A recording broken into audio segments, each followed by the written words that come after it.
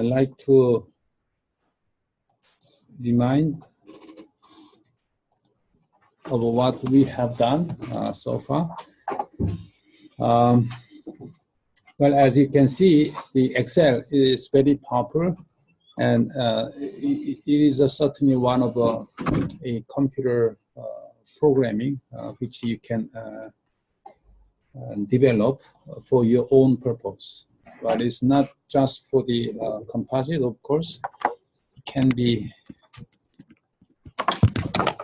used for many different applications. Here, OS program can be considered as a black box. So we, as an engineer, need to clearly understand what are the inputs and what are the outputs. Okay, so I'm trying to understand that way. All the numbers in blue will be the input.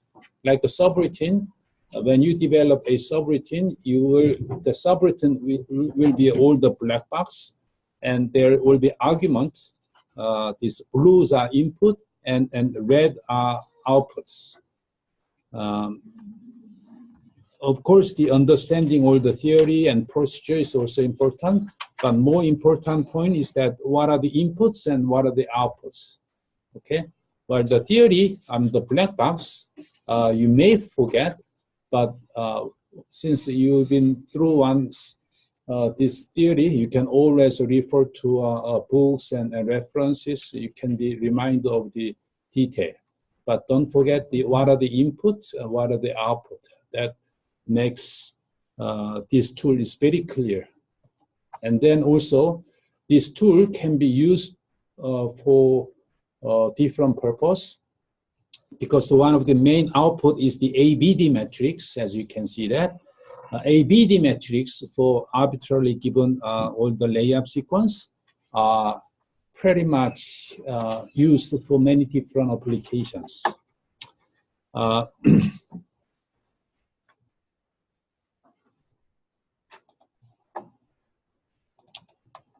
I may not cover in detail, but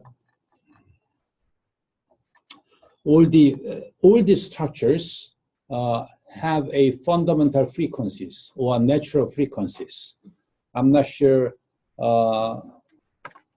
whose research topics relate to vibrations of structures, but understanding vibration of a structure is very critical in design of the structure. When you design a robot or automotive parts, most of the structures which are subject to a certain types of dynamic load, doesn't have to be harmonic load.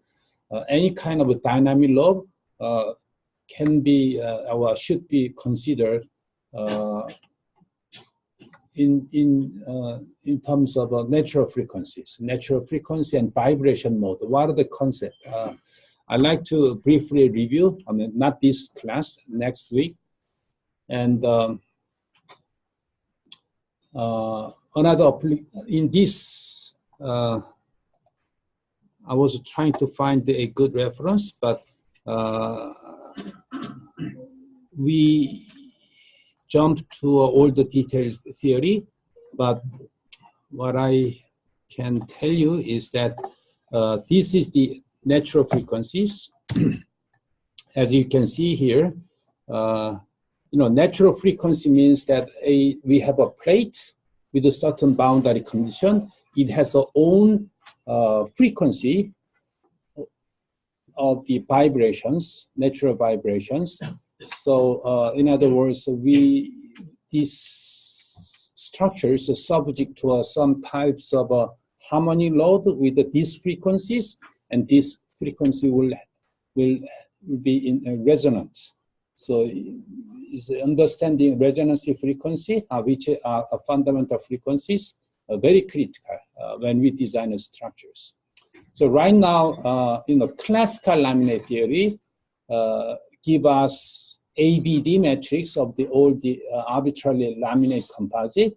Once we have an ABD matrix, as you can see that, since it's all is a plate or simple support, and it has a vibrations. Okay, some like a first mode, a second mode, and third mode, and very complicated mode.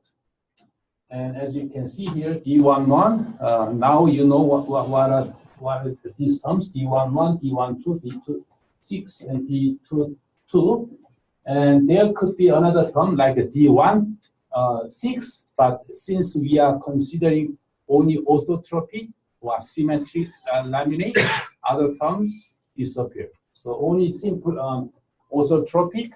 I will redefine again. Very simple, but symmetric. And as you can see, this is the natural frequencies and simple support. Okay, boundary can be simple support. Simple support means that it allows the rotation. So not the clamped, not the free. It's all simple support. Then we have a simple solution. There is a little bit of a procedures, but let it consider as again black box. What are the input? A, B matrix, and what is the M and N? These are a vibration mode. Say 1, 1 means M is the in terms of this, N is this way. So this one is the M equal 1, N equal 1. So this is the a fundamental frequency 1, 1, 1, 1. You have a B, and AB is the length of this plate. Okay, as you can see that in your Excel, you can enter these equations, and you can get the frequencies. And rho, what is a rho? Density, right? Density of the this material, and what else? H is the thickness. Okay, so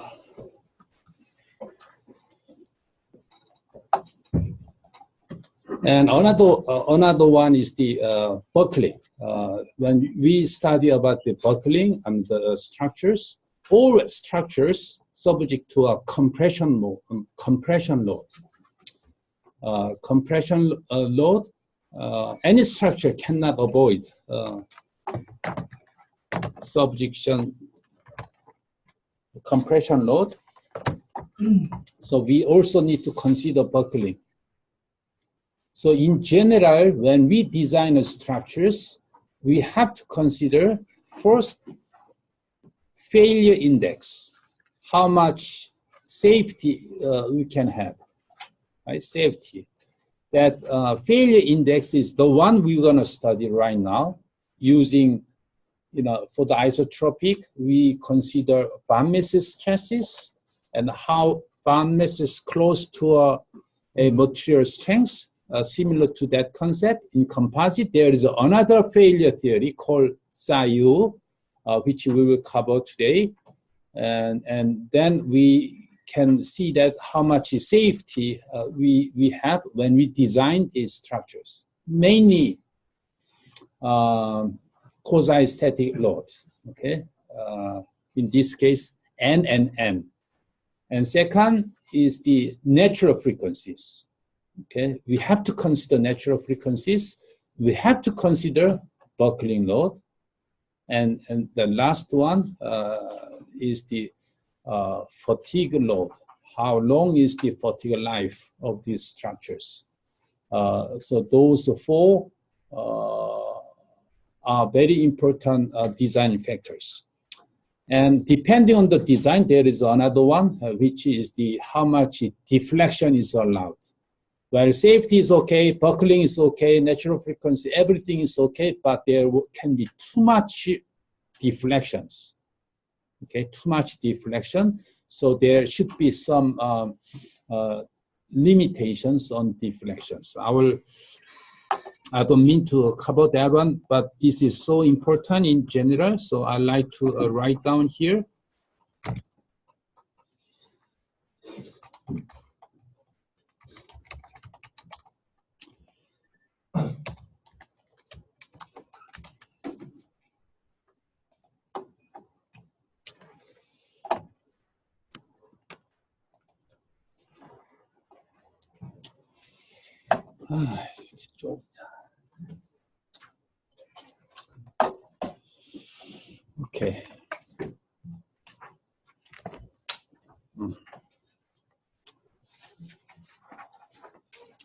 let's say we have a plate, and we do have all kinds of a layup sequence with any materials, any thickness, any layup angles. We have it's called a laminate composite.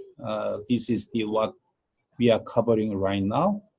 And there will be some kinds of a load, all kinds of in-plane load. This is the N1. I don't need to repeat this one, but this way. And then this one is a moment 1 and moment 2, and twisting moment and moment 6. Okay, this is the general definitions of the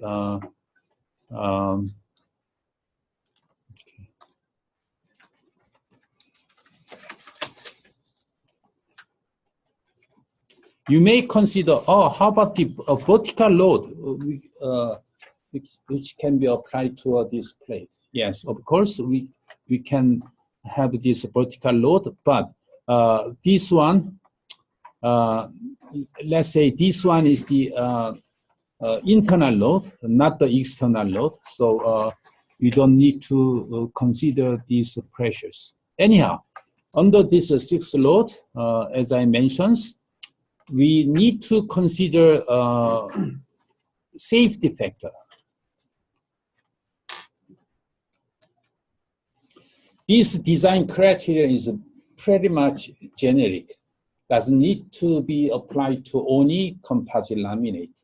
All kinds of structures, including metals and plastics, and for different applications like airplane and automotive.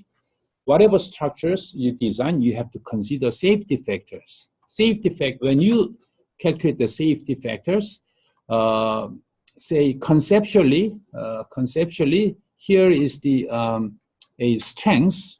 I will call, in terms of a isotropic material, I will just call yield strength versus stress, bond masses. Since we already know about this concept, so I will use this one as the safety factors. No, this is the inverse of a safety factor. This is called failure index. Failure index. So if this is the 1, then it will fail. And if this is less than 0, it will be safe, right? It will be safe. So safety factor will be inverse of the failure index. I will just call this one as the failure index.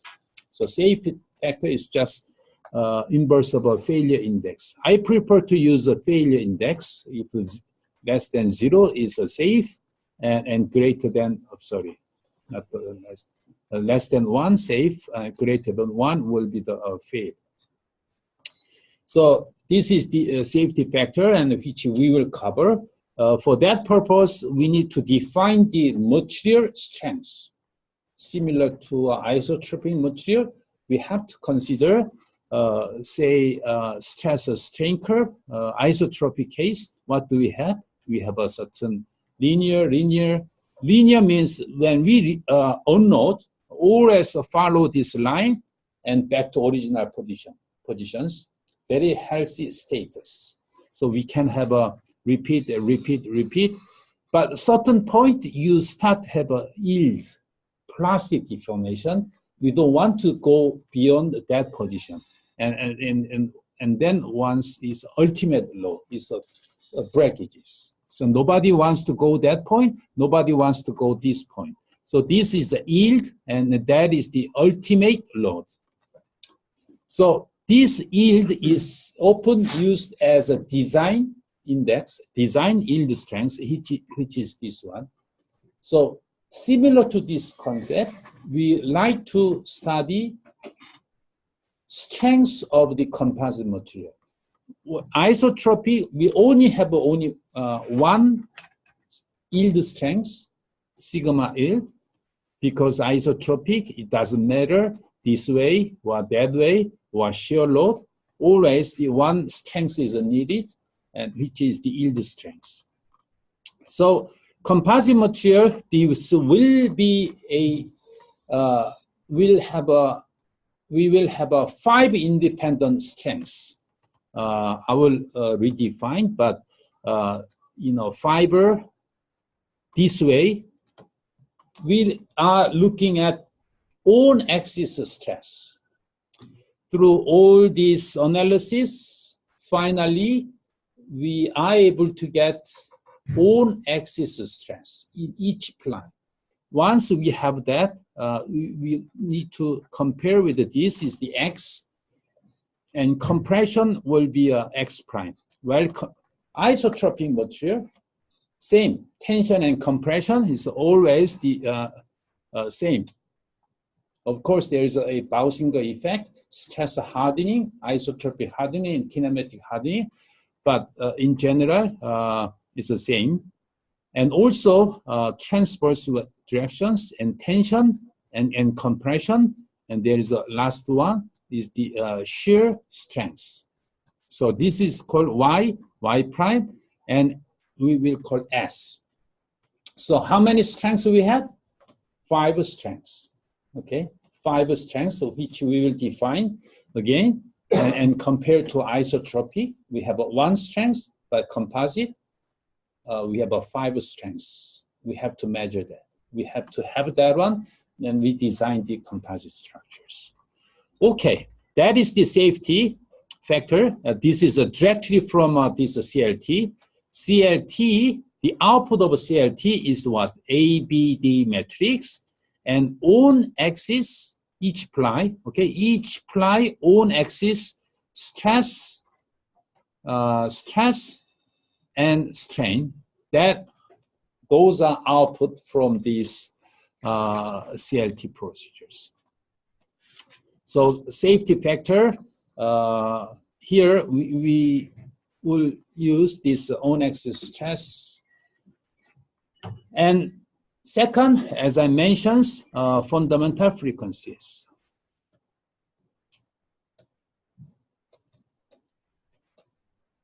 Fundamental frequency or natural frequencies. Well, why are they called natural frequencies? Well, natural frequency means that it is nothing to do with the external load. This is the structure, and with a certain a boundary condition, okay? Boundary conditions. This is a force boundary condition, but it's sort of a kinematic boundary condition, meaning fixed, free, simple support. I'm sure you know these kind of boundary conditions. Then these structures have their own frequencies. It's nothing to do with the external load. In other words, this plate like to vibrate without any external help. Okay, this is very important concept of the natural frequency. What are the natural frequencies? Natural frequency is the frequencies structure like to vibrate without any external energies. So if there is a very small external energy with that frequencies, these structures really like to dance with external frequencies. Okay, I'm sure you have seen many times, you know, the natural frequencies, first and second and third, and this is the frequencies, and this is the amplitude. So whenever external load is reach certain natural frequencies, it starts to vibrate. So when we design, again, any structures like automotive, a lot of vibration, like from the engine, it has a certain RPM, right? RPM, there cannot be zero load, no matter how accurate we design and manufacture. There's always the small amplitude with a certain frequency from engine and or load. It starts excite this plate. Then this will start to vibrate. Well, no, we don't want that vibrations. We have to design, so it is important to design the structures to avoid resonance, meaning that this is the natural frequency, and here let the exciting frequency away from the natural frequencies. Okay, away from the natural frequencies. So usually this is the exciting frequency given, and then we want to design the structures layup sequence so that sometimes this way, sometimes that way. We like to away from that natural frequency. I mean the external frequencies. Okay, that is a concept, and is important. Well, detail equation, we can always go back and find the reference, but we need to have this concept. Third criterion, what design criteria we need to consider is the buckling. Say these structures, of course, N1, when it has on the minus value, it will be compressed. But in classical laminate theory or safety factor, we don't consider any buckling. When we calculate the von Mises stresses, we don't consider any buckling. Just consider under compression material failure, whether it fail or not, right? But compression load to any structures is so critical than tension load. So we have to pay a lot of attention to a compression load. Compression load. So buckling is the one we need to avoid. Say buckling is the some critical load. Why compression load is so critical? Say simply, again, we need to understand the concept. Say we have a structures. Okay, this can be plate, this can be a beam, any structures. If this is the say a line load, and if we apply the tension, these structures automatically straighten up, so become very stable. Okay, whatever structures position, when we apply the tension, these structures always be straight and become very stable. But if these structures deviate just a little bit under compression, this structure will always unstable. So if we have, say, this string, same thing, if any structures curved or material defect like this, and tension, it always strain up and become very stable.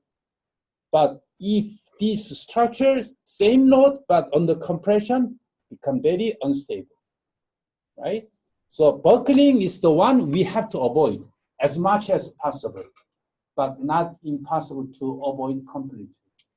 So even plate, same thing.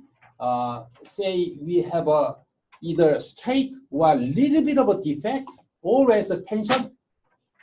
Look at that. This structure is a very small paper, support very stably. But on the very small amount of compression, it buckles, right? So this simple behavior equally applied to large structures, airplane, automotive, beam, and shaft, and so on. When I say compression, it doesn't need to be just compression. It can be applied to a shear as well. Shear is this way, right? This way, and it always buckles this way, because the shear load in 45 degree is a tension and compression.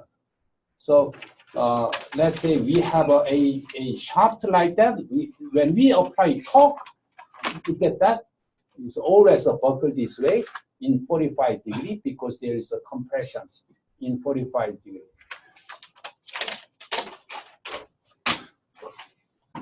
Okay. Anyhow, so buckling, okay, compression is the key concept we need to understand. So we like to calculate what are the buckling load of this one and this.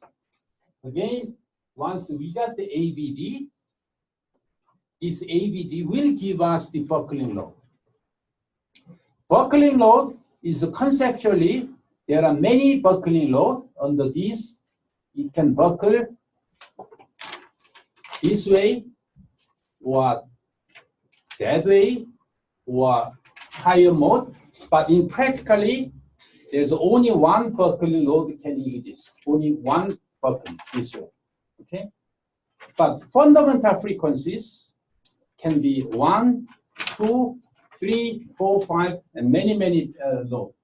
As I show you, there's M and N. M is the along this way, N is this way. Actually, mathematically, they are same terms called eigenvalue. So eigenvalue is the one solutions exists non-zero, buckling and natural frequencies. Mathematically, the same procedure we call eigenvalue problem, but buckling is can be considered as only one value, critical. But natural frequency, we can have a many natural frequency. We have to avoid that. Okay.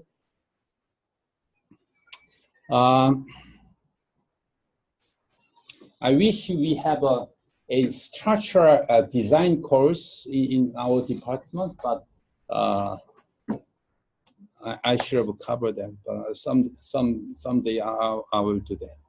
Okay. Anyhow, this is very important structural analysis of structural analysis, and for the 1, 2, 3, 4. Well, this is very similar to safety factors, but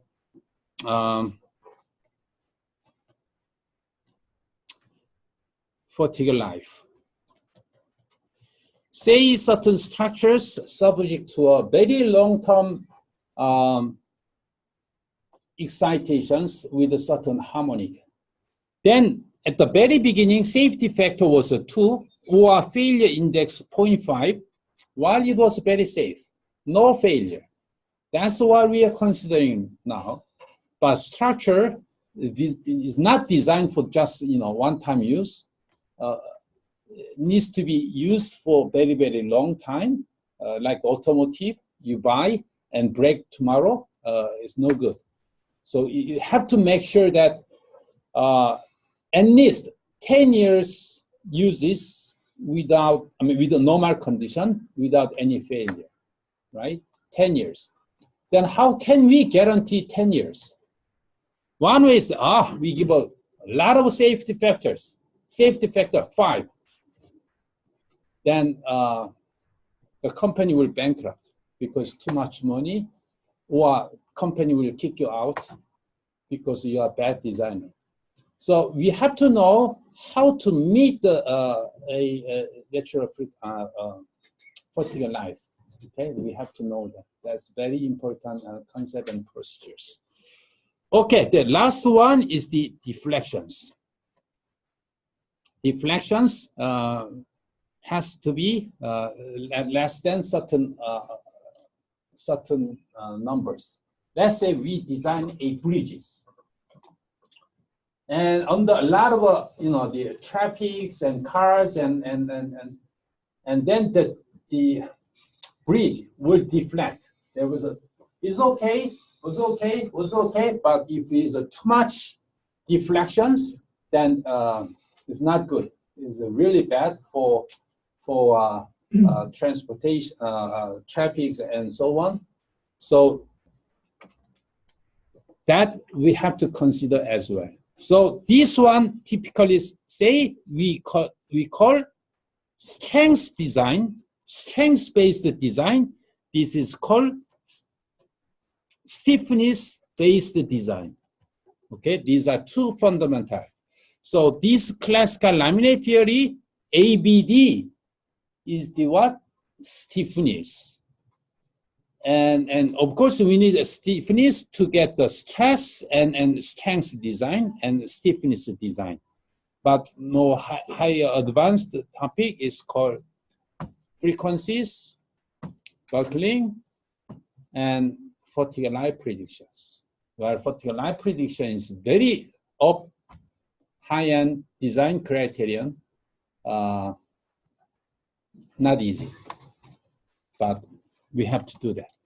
Anyhow, this is the overview. So I'd like to share with you where we are, what we are doing now, okay? So we, again, like to go to number 1. And number 5, we already covered. How? Well, this one under load, what did we calculate? We calculate in-plane strain and curvature, right? So curvature, what does it mean? It means that how much deflect we have. So there should be some design requirements that deflection should be less than some value. So deflection is already covered. Deflection is the, please keep that in mind that there are 2 fundamental design approach. One is the deflections, strains, and multiply material property, we give us a stress, right? Nothing to do with material failure, okay?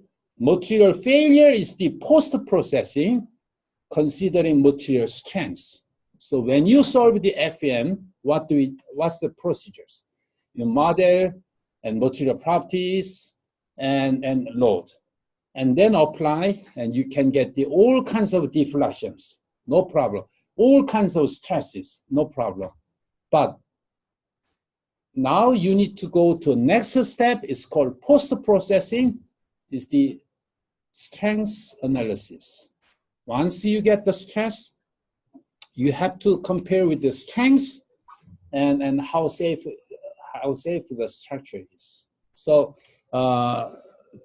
strength and stiffness design. Now we are at the stiffness. So given stress, okay, given stresses, and now we need to define strengths and failure criterion like a Van Mises. Van Mises only apply to isotropic material. We need to a theory which will give us how safe it is of the composites, which has the 5 different strengths. Okay, this is what we're gonna cover today. And next one, I'd like to briefly cover, not today, second and third subjects. Okay. Okay, so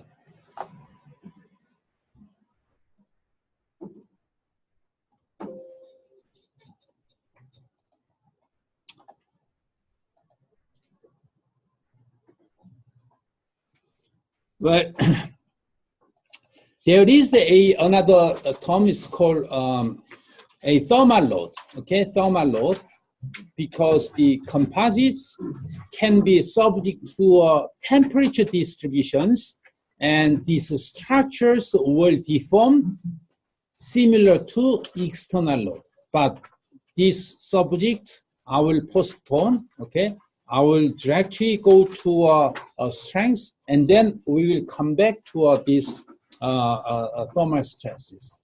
I don't want to distract the flow. Okay, this is the external.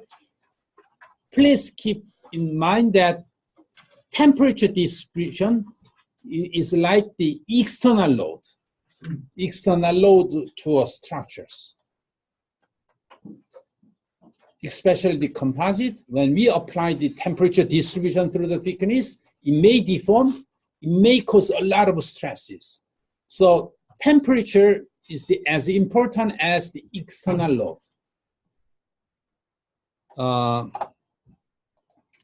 But I will cover next, okay? So Here we are chapter 5. Chapter 5 is the strength of a composite material. Okay, strength. Okay. Again, I like to repeat again. Material property-wise, there are two groups. One is a stiffness, and the other one is a strength. What is a stiffness? Well, Young's modulus and Poisson's ratio of the isotropic. In case of a composite, what do we have? EX, x-directional stiffness, Young's modulus, and EY, and Poisson's ratio, and shear stiffness. So four independent stiffness, which we covered. And now we have a strength. And how do we measure that? An experimental test of the plant strength, and extended a little bit about the 3D, and failure criterion, like a Van Mises. I hope you remember the Van Mises. Well, Van Mises input is the stresses and strength material property, then output is the safety factors. And there are, so derivation of the failure criterion, the most important, most famous one is the quadratic failure criterion. In other words, it's Tsai Wu, two guys, very legendary in composite history, Professor Tsai, Steve Tsai, and Wu. Wu has passed away 6 years ago, and Steve Tsai is still very active, 89 years old in Stanford. And last one is the strength ratio. Okay, what is the strength ratio? It's the same as the failure index and safety factor. Okay, this is the one subject we're gonna cover.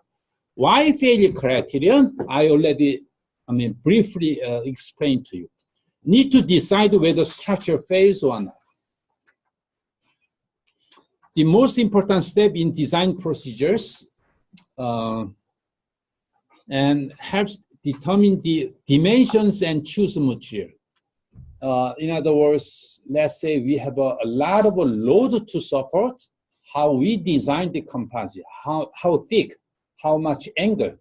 Well, we have to increase the safety factor, but not too much. If you increase safety factor too much, material cost will go up, right? It's not good. The weight has to be reduced as much as possible, and cost as well. But at the same time, safety has to be confirmed. And basis for complicate plastic deformation. Well, we can forget this and don't pay attention. Obtain a safety factor, which I already mentioned. And this is isotropic material and generic behavior. Of course, this is the material behavior. This is what? This is the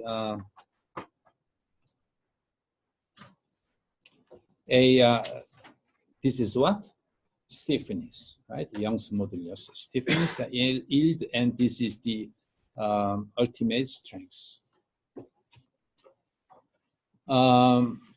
But this material behavior is all time independent. See, material behavior itself has a lot of ranges. Right now, we don't consider time effect. In other words, no matter how fast you apply the load, how slow you apply load, we always assume we follow this curve. It's a time independent, but that is not quite true. If we apply very fast strain rate, then this tend to increase the stiffness and strength as well. So strain rate dependency. So, the viscoelastic and viscoplastic property. And then once beyond this point, a node this always goes like that. Slope is the same, but plastic deformation, understanding plastic behavior,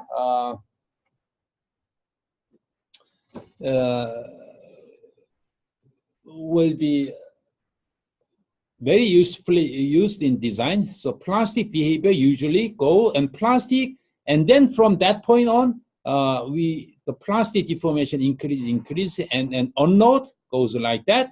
Now here, when we rewrote increase, then it goes up, up, up, up. Now strength has increased. Previously, we had yield strength here, but here, plastic deformations, and then unknown and goes up. This one is the higher than previous. And then go up, up, and then unknown. Now, the plastic and the yield strength has increased again. So keep increasing. So this is called strain hardening. Strain hardening, there is an isotropic hardening, kinematic hardening, a lot of theory there. But I'd like just briefly review. Only this one is the linear elastic and strength known as this one. But above that, we have a plastic deformation. If this is a time dependency, we call elastic. Time dependency, viscoelastic. Plastic, time dependency, we call viscoplastic.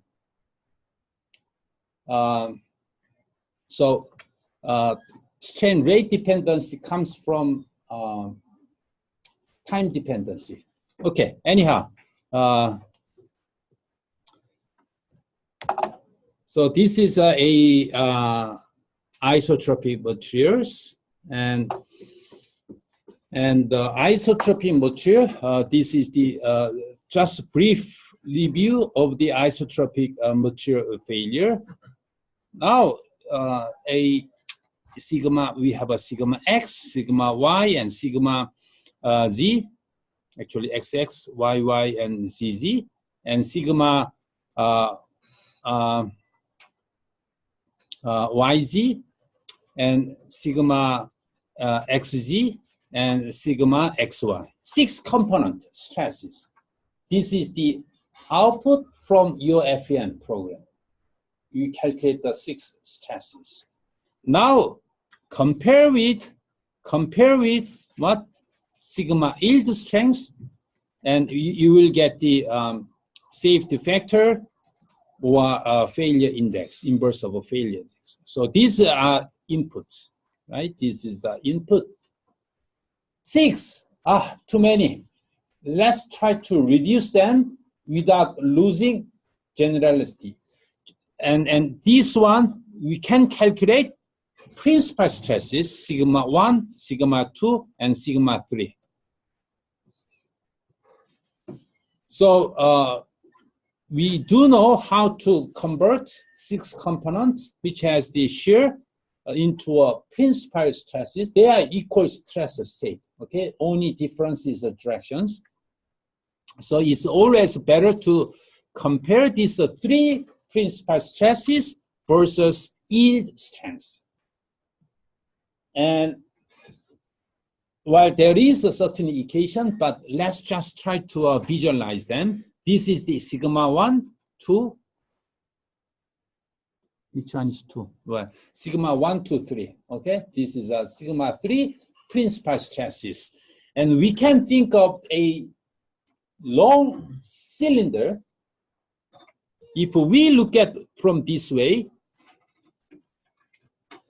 this is a sigma 1, 2, and a sigma 3, and this will be infinite circle. So this is a sigma 1, 2, 3, and if we look at this way, there will be a cylinder goes like that. So any stress inside of this cylinder, material will not yield, will not fail. So we want to design so that the stress is inside of this cylinder. So very interesting point is that of that point, and in this cylinder, as I mentioned, is infinite. So along this one is what? Sigma 1, 2, and 3. All equal stress state. What is this stress state? If we have a materials, say this way, that way, that way, in all three directions, equal load, then theoretically, the material does not fail. No matter how much load you apply, material does not fail. Why? In failure criterion, always inside cylinder, center.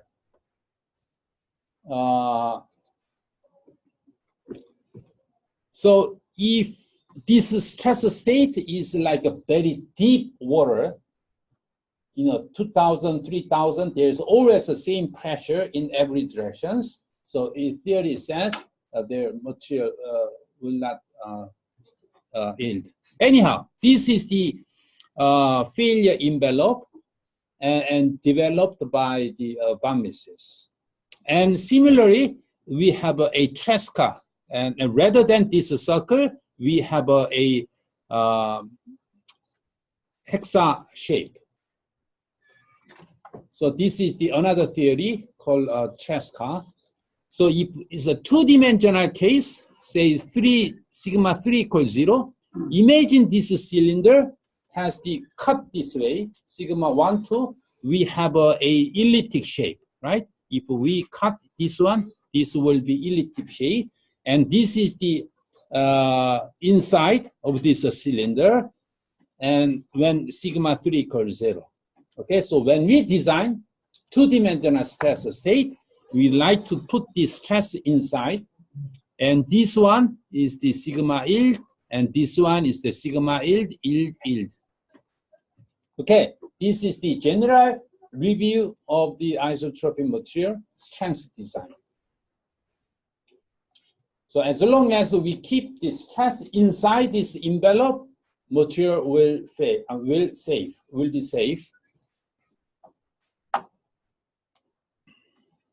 Well, depending on the material, actually, even though it's isotropic, there is a little more general material than just pure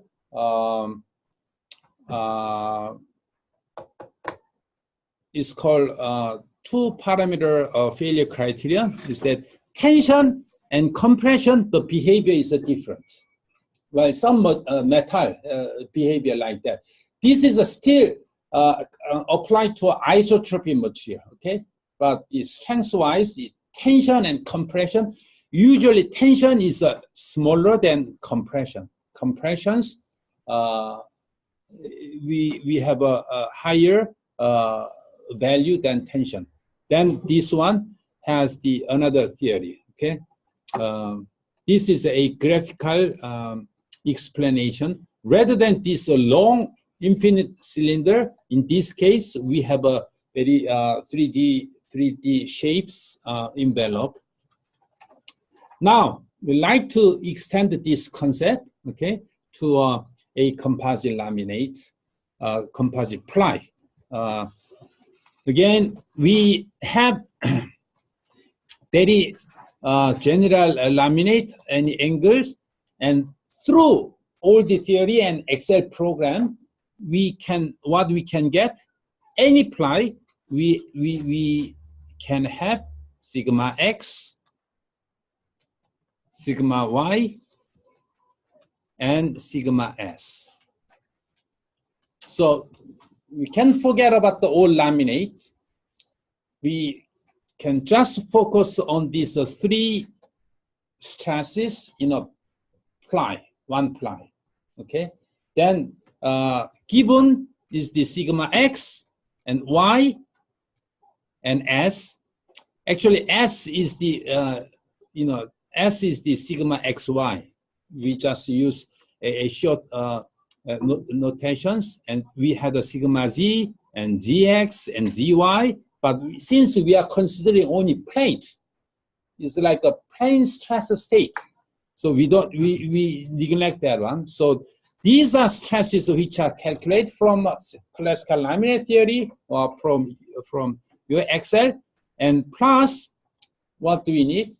We need a strength of this material property, which we will say x and y and y prime and s, which we will, and then this will give us a safety factor or failure index. Okay, so what are the x?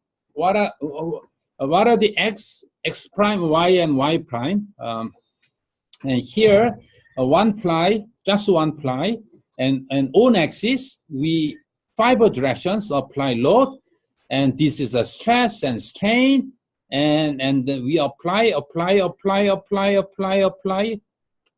pretty much linear, really linear, because this behavior is mainly controlled by fibers. Very linear elastic in tension.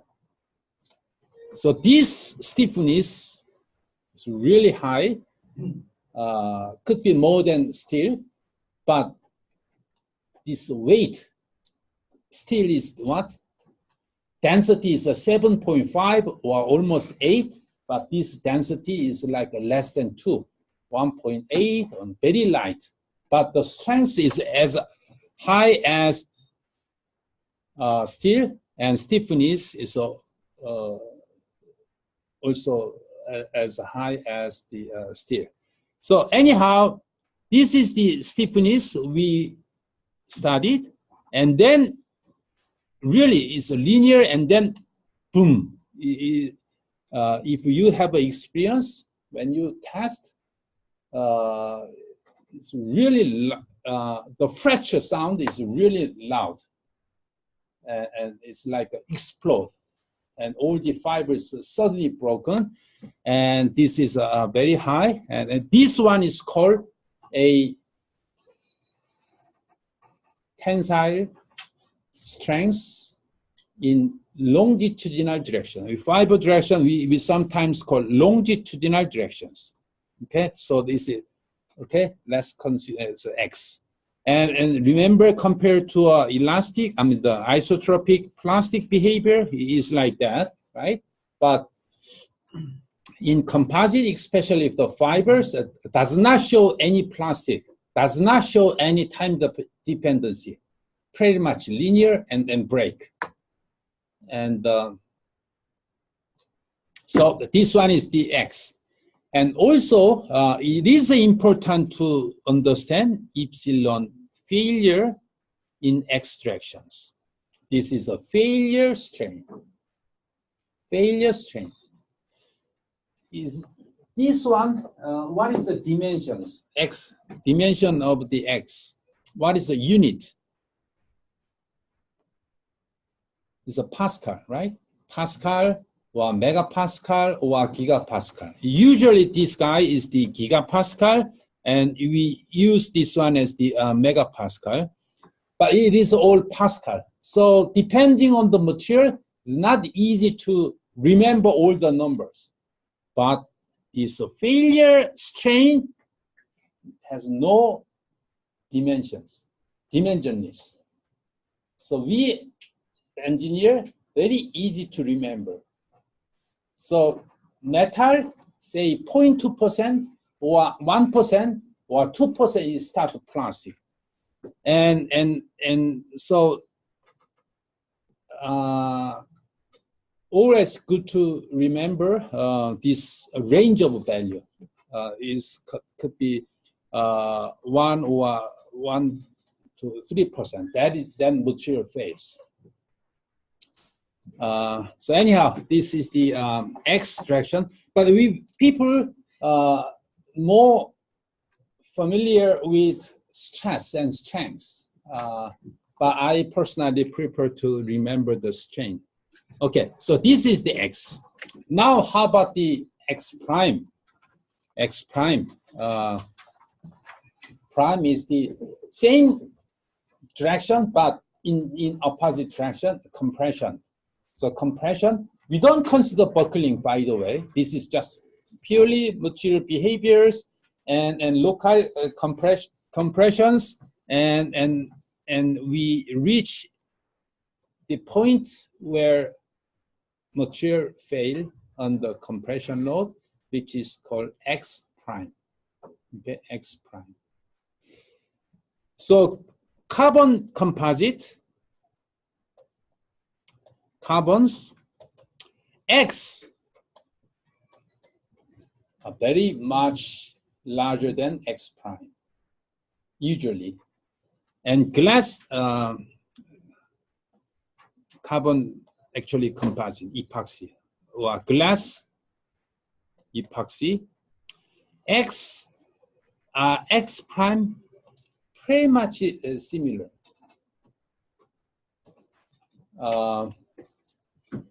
There is some reason for that. Well, if we look at the microscopically, all the fiber has the certain diameters, right? Certain diameters and diameters, and then this one is the subject to compression load, and of course they are all resin surrounding them and supporting them. And but the carbon fibers diameter is around 7 micrometers, and glass, this is carbon, and glass is about 12 micro. So the material strength is X prime, it has to be a material property, but mainly microscopically determined by all interaction between fiber and resin and interface and geometry of fibers. So there are a microscopic research which would predict compressive strength. Anyhow, just please keep understand this general behavior. So we do have X prime, okay? And now transverse traction. Transverse traction is the normal to longitudinal direction. So transverse is the this is the fiber, okay, and this is the, in other words, resin direction. Resin dominate directions, and X is the fiber dominated direction. So this is the resin dominate, and we do have a tension. And this one, if we look at this, all the fibers, I will look at this way, okay? In other words, let's say we have all the fibers and this way. Okay, so this will be the X direction and Y direction, and this will be the Z directions. If we look at the YZ plane, okay, Z and YZ plane, X,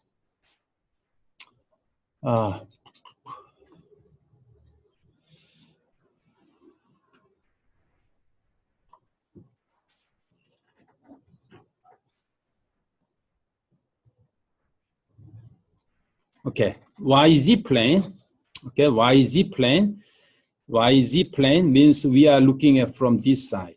YZ plane, there is a fibers, a line like that, okay, a line like that. And this one, load is applied to this way, so load will apply this way, okay. So this is the N2. Now what I'm trying to explain is that the failure mode, what will cause the failure? Well, since we apply this one, this fiber and resin, there are two different materials, so there will be a stress concentration caused by this inclusion of fibers. So imagine this one is a subject to tension. There's all kinds of stresses and high stresses are developed. And they are different behavior like that. This one, when we have a tension load, and most of the load are supported by the fiber. Interface, not much problem, but in here, always the supported by the resin, but the stresses in resin is really increased. Why? Because of this fiber. So, say resin strength, since it's isotropic, I can call sigma L, is about 100 megapascal, pure resin, okay? Pure resin, yield strength is the 100 megapascal, but sigma, this guy, this Y, is like 10 megapascal. Why? So much reduced because whenever if we don't have any fiber, this strength will reach 100 megapascal. But we have a fiber, and this fiber inclusion will create a lot of stress concentrations. I'm sorry, this way. And then the strength is reduced. So sometimes the stress occur here, occur here, occur here. So this one and Y sometimes fail here, sometimes fail here, sometimes fail here. Pretty much deviation, a lot of deviation. Why? Because the fiber arrangement is not quite uniform, and there are a lot of stress are caused by these fibers. But in fiber directions, well, mainly supported by well-aligned fibers. So this guy, not the X prime, this guy, when you do an experiment, deviation is pretty much small, pretty much uniform values. And this stiffness also, we call standard deviation, right? Standard deviation, pretty much small, very uniform. And this one, compression strength is always not easy to measure, but it's okay.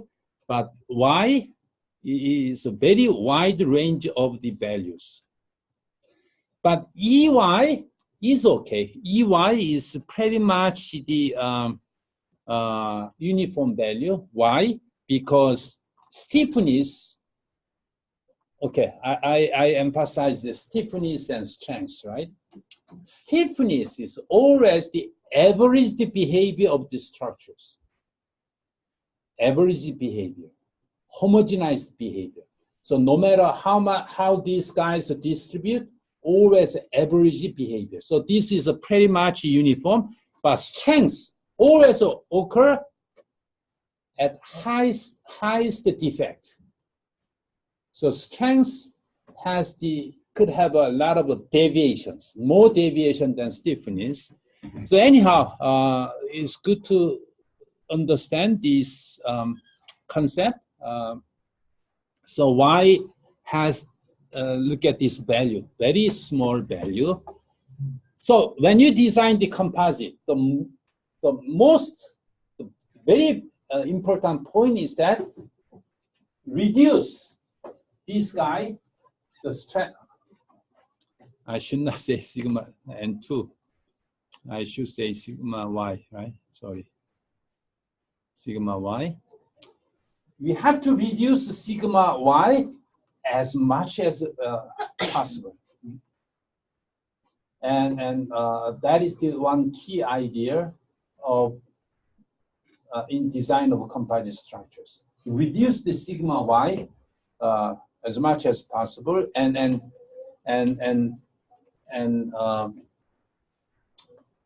you may increase the fiber directional stress because the fibers can support a lot of load. Okay, how about the compression? Compression strength, sigma Y. Okay, sigma Y. Sigma Y is a compression, and here we consider this is the Y, and this one, sigma Y, is certainly much larger than tensile strength. Okay, tensile strength.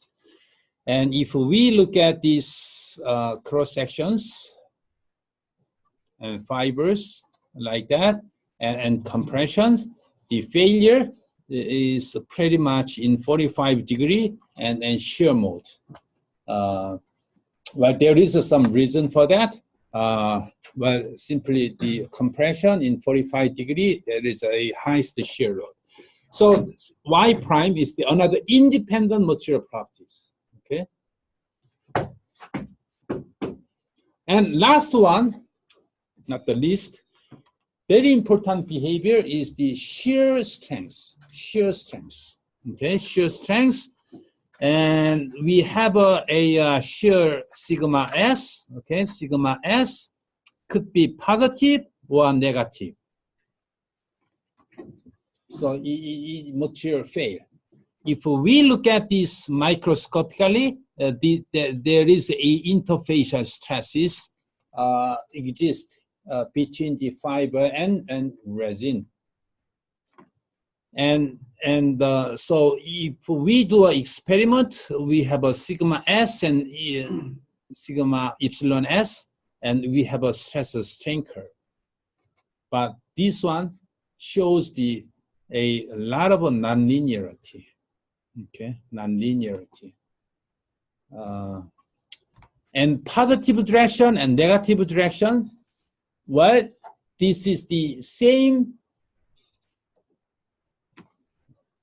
stress state. Why? Because this is a tension, but if we look at this way, this will be negative. So tension and compression in shear case has to have a same. So we only have only one S. So in design, we don't consider nonlinear. We just use this ES and this S. But please keep in mind that it shows a lot of nonlinearity in design. I mean the shear response. So stress strain curve, we often use a third power dependency on sigma S. So when you do a research on composite more deeply, we consider that one. And when microscopically, it comes from a sliding behavior between fiber and resin. Okay, so it is caused by the large deformation at the very interface. Okay, so we do have a fiber strength. As I mentioned, we do have these three stress on axis from classical laminate theory, and now we have a fiber strength, and then how do we get the safety factor or failure index? To get that, what do we need? We need failure criteria, like a Van Misses. Okay, so let's cover the Van Mises and the failure criteria. Oh, there is one more three-dimensional strength is the we call X tilde. X tilde is a Z dependency. So this will be sigma YZ, right? Sigma YZ. So if you consider this one, the shear we consider is the sigma. This is what? This is X direction, right? So this will be the sigma XY. This is the Y, and this is a Z. So sigma XY, this strength will be, we just consider S, right? So this is the sigma XY. And there is another one, this Y, this guy, this is shear. But as you can see that this strength and that strength is the same.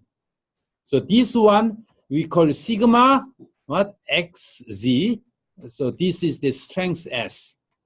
But there is another one, a sigma YZ. This is a sigma YZ, and the strength has the six strengths we call S tilde, and so we often use this one for three-dimensional stress state. When you design a very thick composite, then you calculate this one. By the way, cannot be calculated from this classical laminate theory. We only consider calculate the sigma X, Y, and SY. But this one can be calculated from Abacus and ANSYS from finite element program. Okay, so now let's just review failure criterion. To get to this failure safety factor and failure index, we need to go through a failure theory. and we get the failure index or safety factor, right? Now, failure theory is a theory. What is a theory? Theory cannot be derived from physical behavior. The theory is just rationally proposed by anybody. So here are the failure criterion we can use. Once you have sigma y, sigma s, and sigma y and s, well, let's make it simple. Let's consider this guy has to be less than tension, tensile strength, and compression strength. And y, same, s, same. So if we keep stress inside of this, then let's consider it's safe. Very simple. But in other words, there is no interactions, no interaction between sigma x and sigma y and sigma s. In other words, let's say we have apply load and it will break. Okay, it will break certain when this stresses reaches x. But consider different state. Let's say when we apply, we have another stress exist and then apply. The question is that this material will fail at the same as zero load, while in reality it is not. They are pretty much interaction effect. But let's make life simple, and this is the one you use, often used. Okay,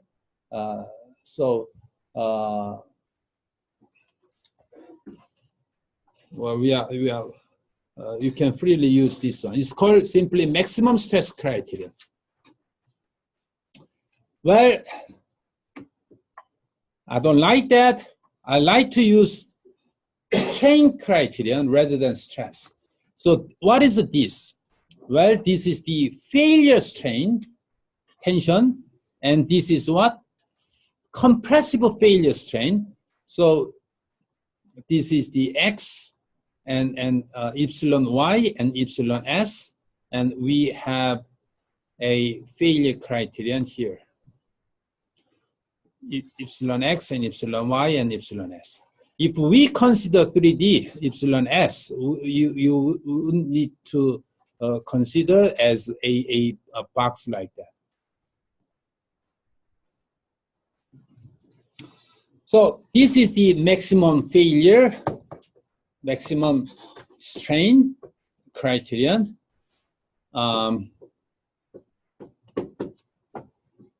Now, the third one, which makes more sense than others and experimentally well compared, is called quadratic failure criterion. What is the quadratic? Quadratic means that it's up to second order. Up to second order. In other words, let's say we have a stress, okay? Sigma x and sigma y and sigma s, 3 component stresses. And we like to consider interaction. So we don't know how this interaction will be, but just assume this a coefficient. We don't know the coefficient, but let's just consider linear terms and second order terms, and you may consider third order term as well. Third and fourth and so on. But let's just consider up to this one and then expand.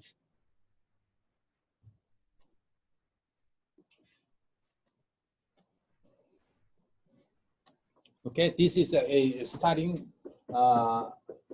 equations of a quadratic. And this is the SIU failure criterion, the most famous and well adopted failure criterion in composite design. This one, I'm sorry, not this one. So this quadratic term is up to here, and this one is this guy, these are three terms, sigma S and Y. So now the point is that when the material fail, this will reach 1. That's the starting point. And now, how do we determine this all F? F is the parameters, and now F will be determined from 5 strengths. Okay, so as I mentioned, the failure criterion has the stresses and strengths and mixed and give us a failure index. Now, these F are functions of strengths, 5 strengths. Now, how do we calculate that? That is the key step. In these equations, we don't know all the F. How many F? 1, 2, 3, 4, 5, 6. 6, 7, 8, 9. 9 F. How do we determine? How many strengths data we have? We have 5 strengths, right? Well, we have a 5 information. How do we determine 9 parameters? That's the point. And so this one will be 1 when stresses reaches strengths at least 5 different states. So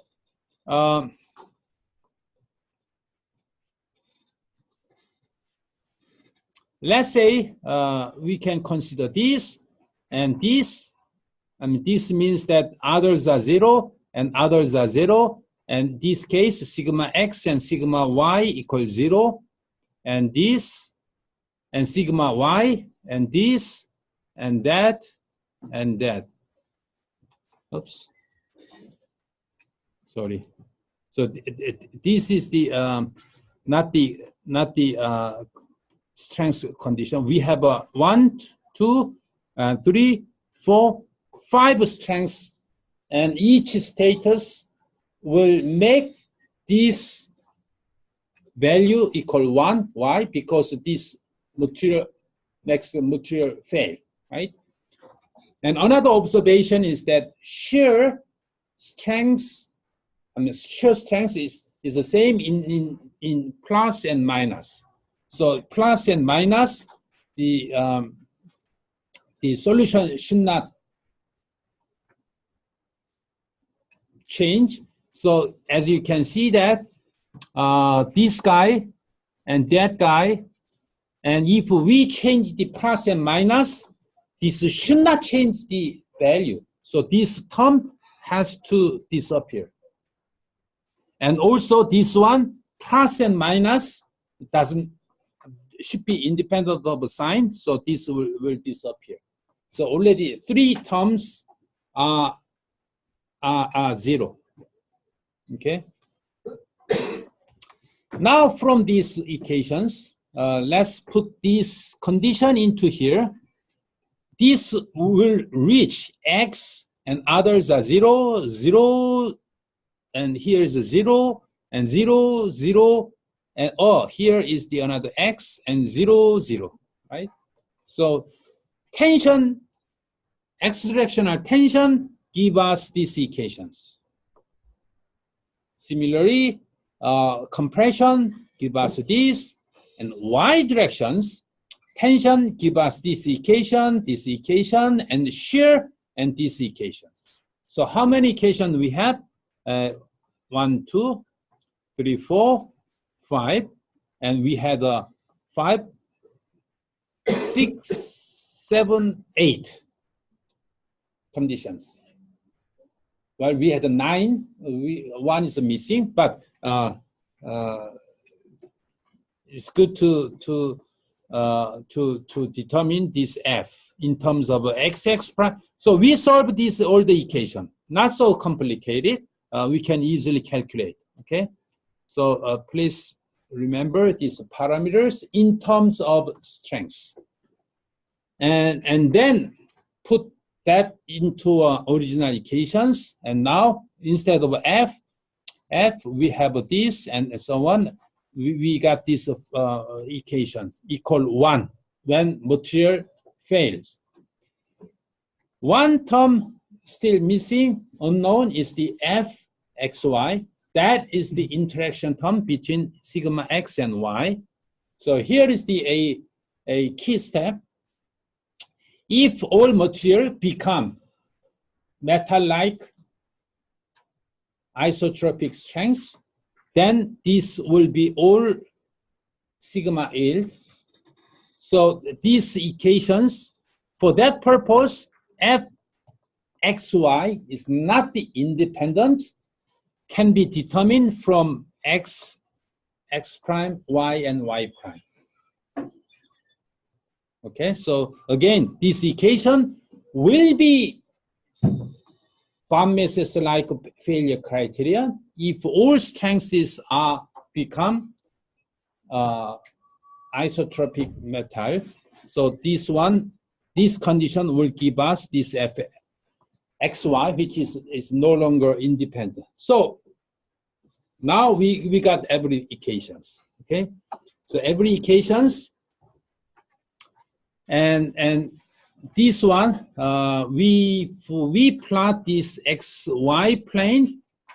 You remember the y and x, the failure envelope for the isotropic case, it was like that, right?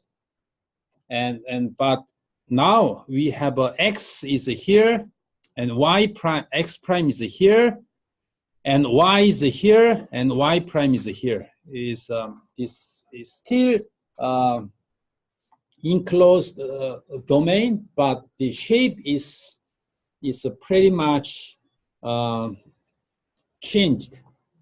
So x prime, well, it happened to be same, but this is a quite, it's not right value, some wrong value, but it's okay. X and x prime, and y prime, and s. So these 5 value, we will get some from these 5. We will get f, all the f. Okay, 9 component of f. And now, okay, theory is done. Okay, that is the one we have to consider. Now let's define a more convenient way of using that failure criterion. What is that? It is called Von-Mises stresses, or some equivalent stresses. Say Von-Mises stress is the failure criterion. See this one divided by the sigma. Okay, I will skip the detail. This one, 3 stresses, no shear, then this will consider the equivalent, and this equivalent stresses or is called Von-Mises stresses. Okay, this is the Von-Mises stress that you can plot in Abacus and ANSYS as a post-processing, and divide by the failure strength sigma y. This is called a failure and stress ratio or failure index, and less than 1 is a safe. While you can inverse, and this is the a concept as the this is the safety factor. This is called a failure index. So similar to these procedures, this procedure is very straightforward for engineer. All you need to do is just look at the R. R equal 1, fail. R equal 0.5, stress is less compared to strength. So let's do the same concept for this our composite. So R, we consider all the sigma y, all different sigma x and y and s, and then allowable. And there is, we define the ratio R. In other words, say we have a sigma x and sigma y, if we have a stress state here. So in this direction and that direction, we have a same ratio, okay, same ratio, we reach a failure point. A little bit confusing, but this is the exactly same as the band misses. We have a stress and we reach how much we increase sigma y and sigma s and sigma s. We do have this stress. How much we times we multiply, then we'll reach a failure. That's the point. So what will be the R? So instead of playing with all three different values, all we need to do is just look at this R value. Okay, that's the concept. And for that purpose, we put this equation into that failure criterion, and this will be A, and this will be a B. Okay, and then, oh, sorry, that's not the. This is the R of quadratic equation. R, this is the R, and this is the B. Okay, so these are given. Why? Because these stresses are given and strengths are given. These stresses are given and strengths are given. And this quadratic equation gives us what? R. Okay, so let's just find, is it less than 1 or is it greater than 1? So to make a long story short, given on-axis stresses, strengths, output R. R is the less than 1, safe inside this envelope. If R equal 1 or above, then material will fail. Okay, that is the one we like to program.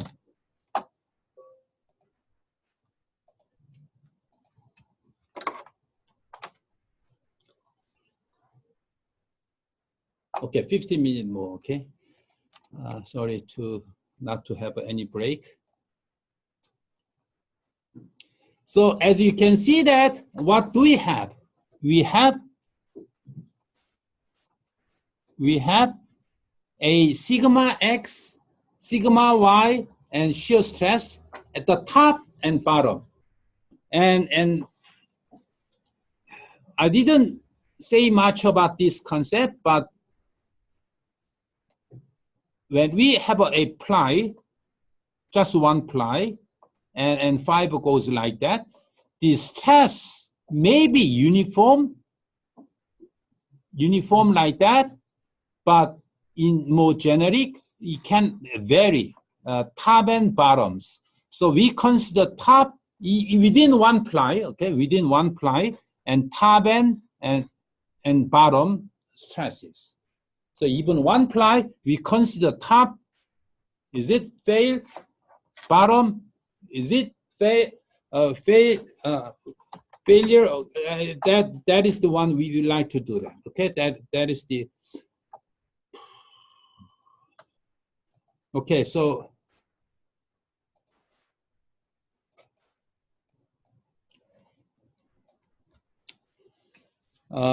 let's, for that purpose, what do we need to do? Well, we need to define material properties.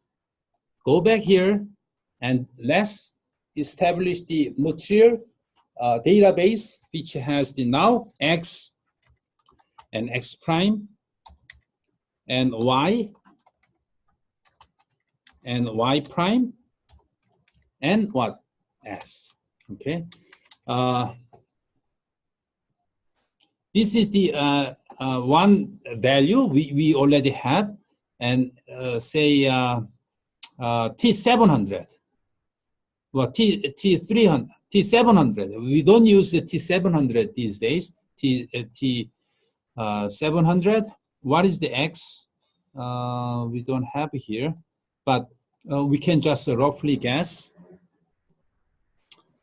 Like 180. We can use a similar value. Oh no, 100, not 180. Say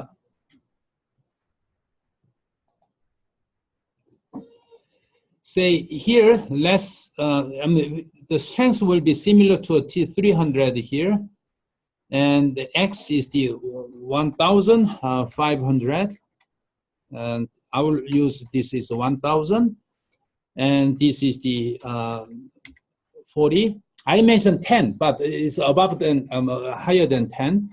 40, and this Y prime is about 200, and S is about 70. These are all a megapascal. Okay, these are all gigapascal. So please remember that this is the mega and this is a giga. So this is the material 2. I mean so let's choose just material number 2.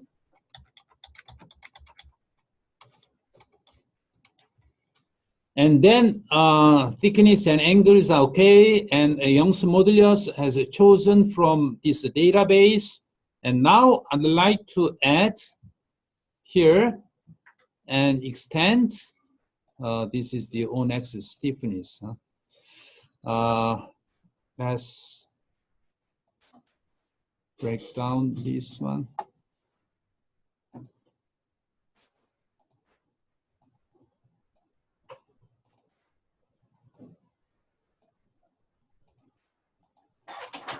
One, two, three, four, 5, and insert. Now we have a UD or apply a strength, and we have the Fx, right? Y and Fxy. And Fxx and oops, sorry. 1, 2, 3, 4, 5, 6.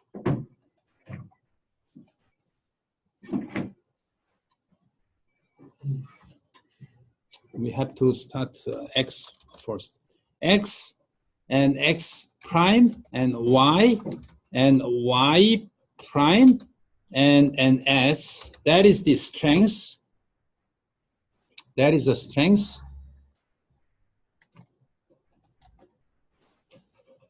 And we need to define Fx, Y, and let's get back to this guy.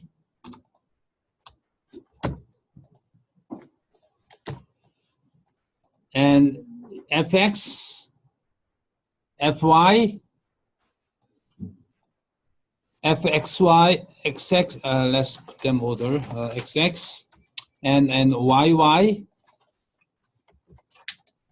and Fxy, let's say SS, and Fxy, okay? Okay. X is not a good symbol to define, so let's call X tension, okay? X prime is the compression, Y tension, and let's call just X tension, okay? And this one, similar to these procedures, we can call a material database, material number is number 2, and then this 2 is what? It's now, and 1, 2, 3, 4, 5, 5, okay, 6s, right? 6s, so this will be 6, and then this unit will be megapascal, so only 1, 2, 3. So this is the tensile strength, and compressive strength will be what, a 7th, and 8,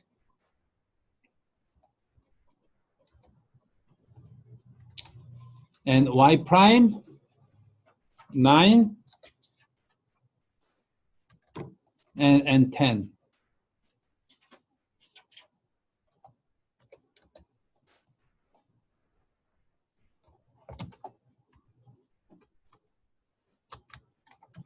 So this one is the strength. Let's give a name, select, and equations. And now we have a name. Now, how about the fx?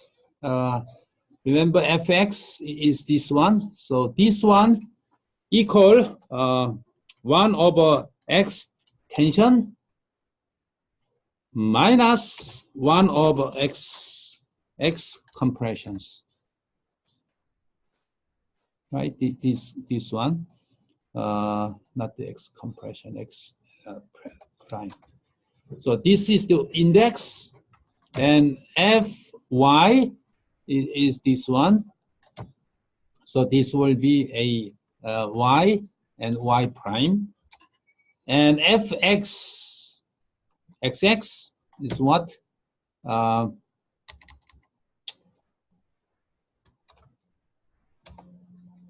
Okay, this is the x and x prime.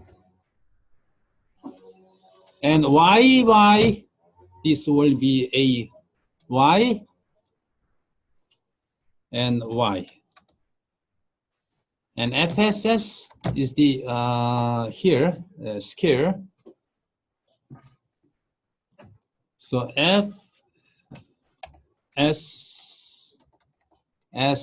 oops, and scale. Okay, and fxy. What is the fxy? You know, to make this equation converge it to a Van Mises, there is the, where is that? This guy. We use that one into here. So fxy is now minus 1 over 2 divided by square root x prime y prime. Okay, so this is the fxy.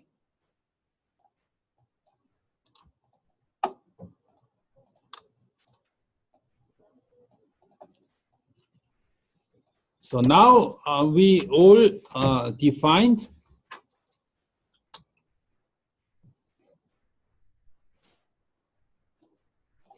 okay, now we have all the F.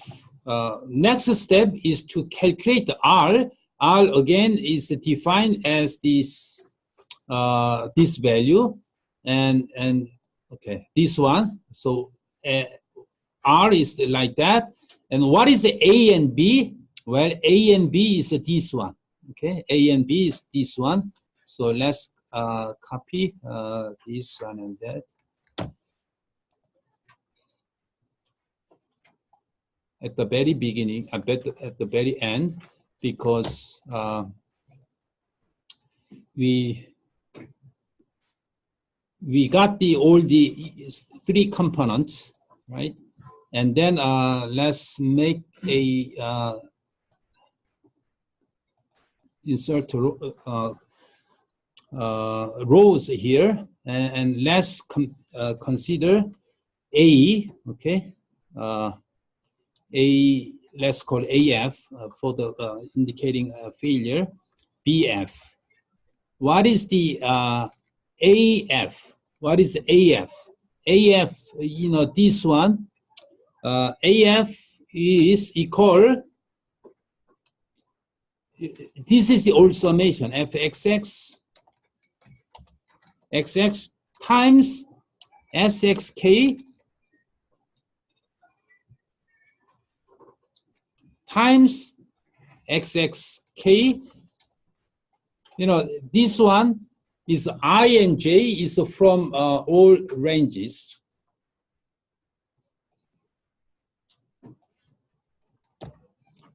copy and plus F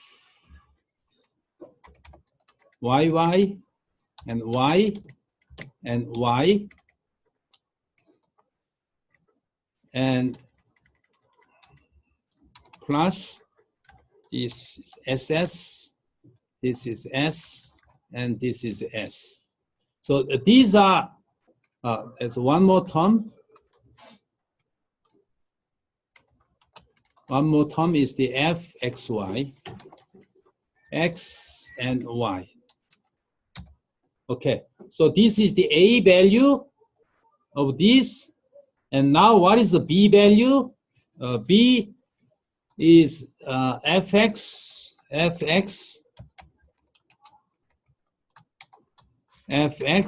times sigma x k plus fy times sy. Okay, so this one is the index. Let's give a name. Now, as a last step is to calculate R value. Okay, let's call ratio.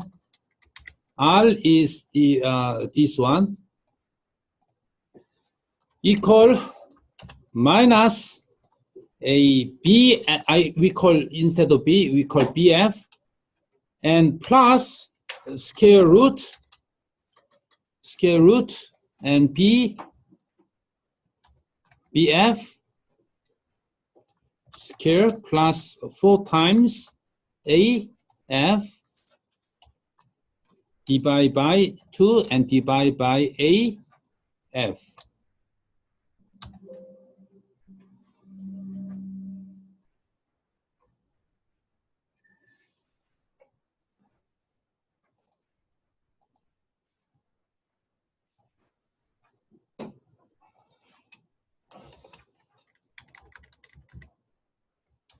Okay. Okay, so this is the R value. Simply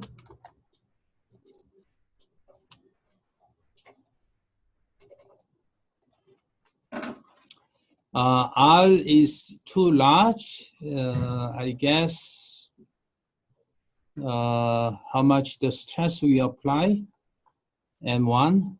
Let's apply to 1 and then 0. Okay, so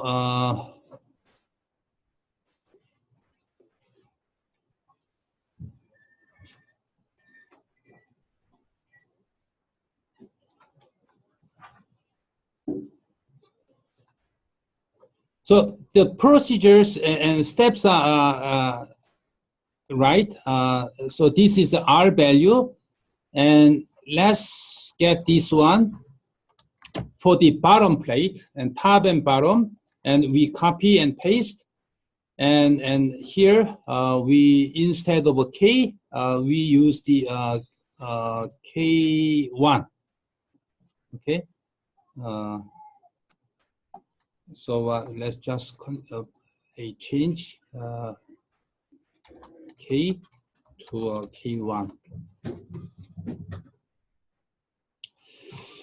Okay, it's time to close class. So as you can see that inputs are strengths, xx prime, yy prime s, and you determine the f, right? Fij and fi. And then you already have a stress, 3 components of stress. And through the failure criterion, you will get the R. Now, all you need to pay attention is R. R is A1 or 0.5, you can determine. And very simple concept. I mean, the theory a little bit complicated, but as a result, is pretty much, where are we? Okay, all gone. It's okay. I'm sure you can do that. So I have all record, by the way, so you can simply follow the record. Man.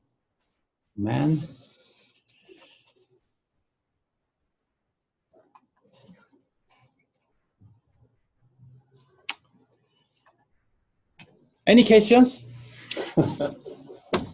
Yes, we covered a lot, but I just quickly go through, and next class I will digest what does it mean and how we use and so on. Okay. Any questions? I hope not. Okay. Thank you, and see you next week.